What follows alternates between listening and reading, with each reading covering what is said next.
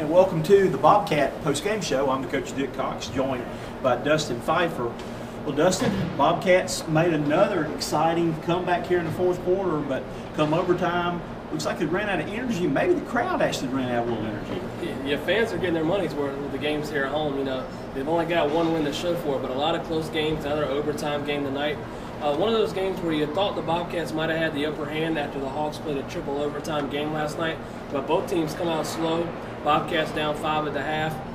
Fight back in the fourth quarter to tie it up and send it to overtime, but looks like they ran out of gas, and Hawks come away with the win, which is a big win. Bobcats could have had 2 wins in a row there going back on the road, so a tough loss at home tonight.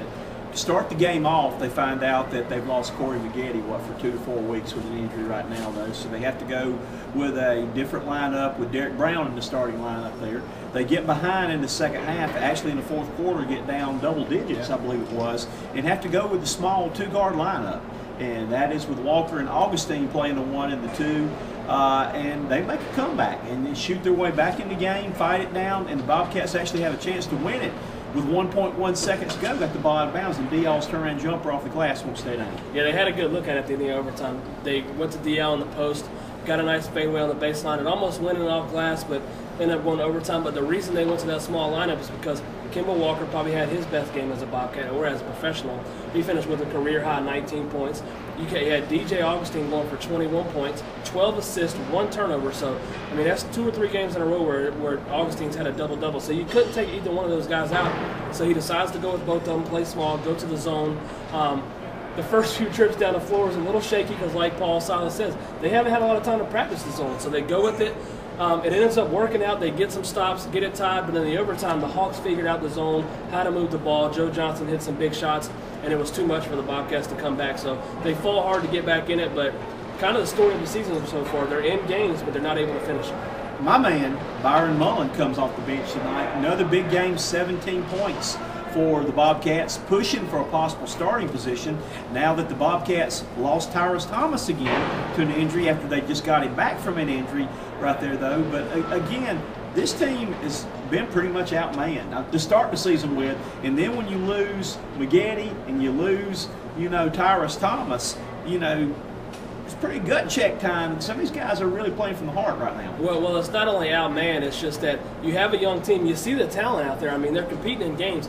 It's just that they don't have the time to really practice and get this team where they want to be. In a normal season, without a lockout like we had this year, you have a lot more practice days for Silas to get this team to keep learning and keep growing, which they are doing. They are growing. But like Paul Silas said after the game tonight, and has said it before, you asked him, they've only got 3 days of practice time this month, and that's unheard of in the NBA. But with a shortened schedule, this is how they have to play it. I mean, back-to-backs all the time. They're going to be playing tired, but they're battling. They're dealing with some injury. Byron Mullins, I think, has set his career high 3 or 4 times already this season. He's played unbelievable, and Coach Silas said after the game, he's thinking about starting him. He's not sure yet. He hasn't really looked at the lineups, but it's a possibility that you could see Byron Mullins starting. And if he keeps scoring the way he is, if he can rebound and keep getting better at that and play defense, you're going to see him in the starting lineup. As far as Tyrus Thomas goes, sounds like he banged his head on the floor. He felt like he had a little stinger. It could be anything from a stinger to it could be, another sprained ankle concussion. We haven't heard the details yet, waiting to hear. Hope he gets better because when he was out there, he was active on the defensive end, and this team needs that. So a lot of things going on with this team right now, but it's the NBA. A lot of teams have injuries. You're going to have to move on, learn from it, and the guys who come in, like Byron Mullins, when he got his chance, is going to have to step up.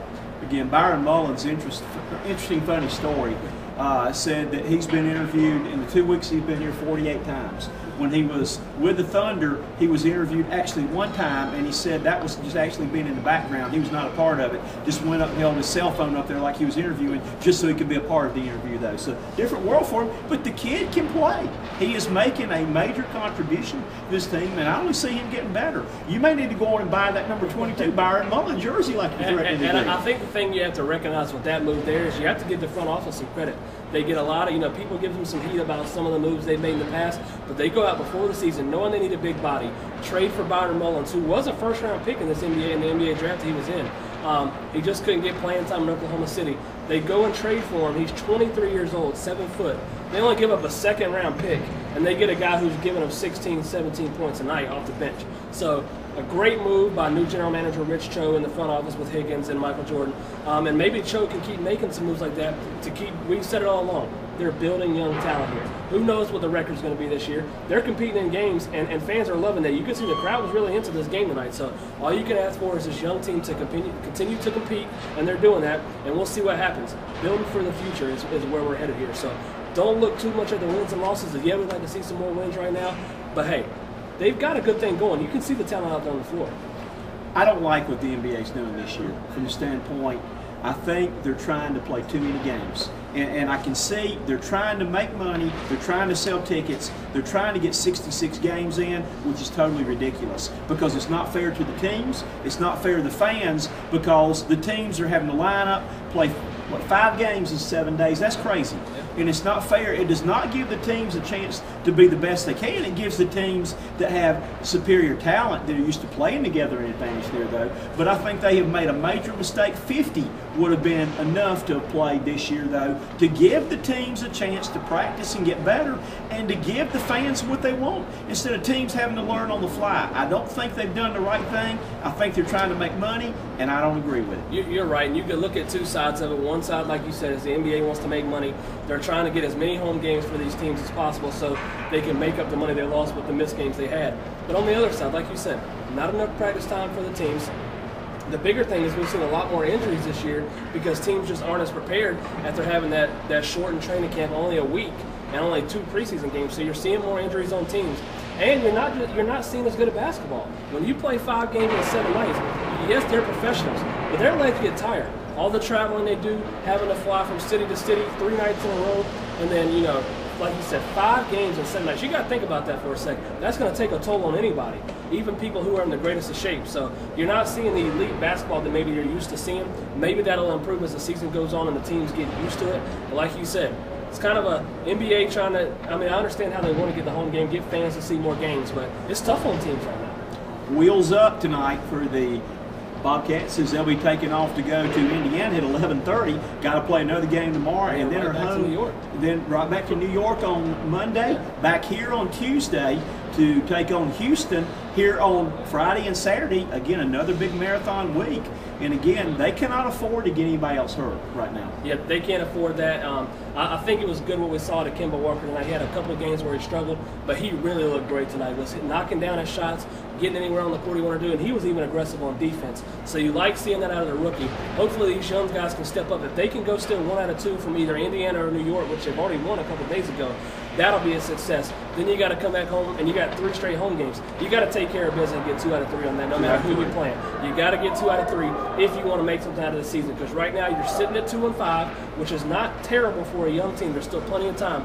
But you got to go out there still on the road, kind of like they did in New York, and then come back home, and they got to start taking care of business at home. As close as they've been, they've only got 1 win at home this year, and that was on opening night. So good to see them playing hard, but let's get some wins here at home, and that's how you're going to boost this team up this year. Well, I believe in this team. I believe in this coaching staff. I think they're going to be an exciting bunch to watch. Again, you've got 3 opportunities next week. We'll be here, all 3, to bring you the Bobcat post-game show each night. For Dustin Phifer, I'm Dick Cox. Have a good weekend. Rest up because we got basketball a plenty next week.